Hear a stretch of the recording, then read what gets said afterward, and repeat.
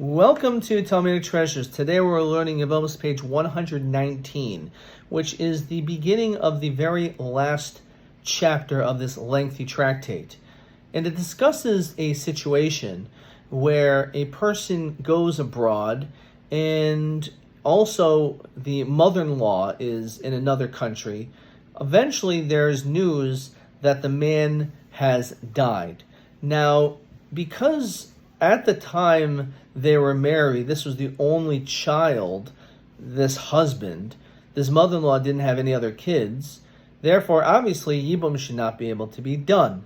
So in this, the Talmud wonders, what about this mother-in-law, though? Maybe she had a child while she is in another country. And therefore, if she in fact had a boy, then we would say that this woman, in fact, would have to do Yibum with this potential boy somewhere in this world. And on this, the Mishnah says we do not have to be concerned for that. And the reason for that is because it is a minority possibility. Even in the event that the mother-in-law would be pregnant, there is less than a 50% chance that she will end up having a healthy boy. And the reason for that is, at least then, there was a 50% chance of having a boy, 50% chance of having a girl. But there were also the possibilities of having a miscarriage. Therefore, even if she was pregnant, we say that it's a minority possibility that she could actually have had a boy. And therefore, that is not something to be concerned of. Now, there is an opinion called Rabbi, who's Chayesh Lamiyut, that he actually does have concerns over minorities.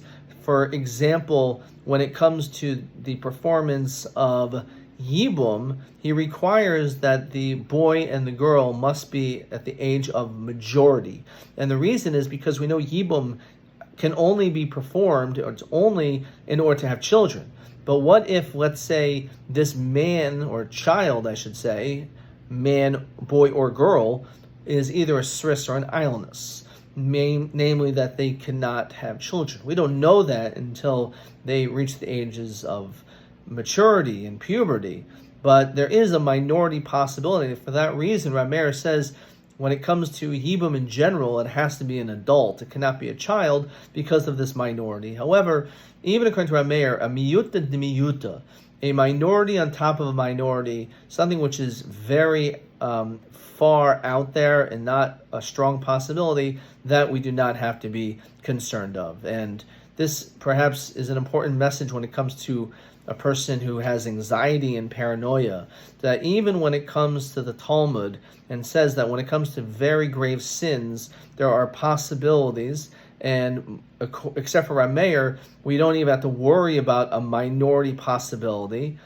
And Rameir himself says a minority of a minority, something which is so far out, you don't have to be afraid of. So when a person has in their minds all these different concerns, oh, I can't do this because this may happen, the most far-fetched, outlandish concepts and things that go into our minds, we have to understand this is not the proper way of thinking. This is not the way of Torah. When it comes to a minority of a minority, certainly everyone holds, we should not be worried about those types of things, but rather we should move forward with clarity of mind.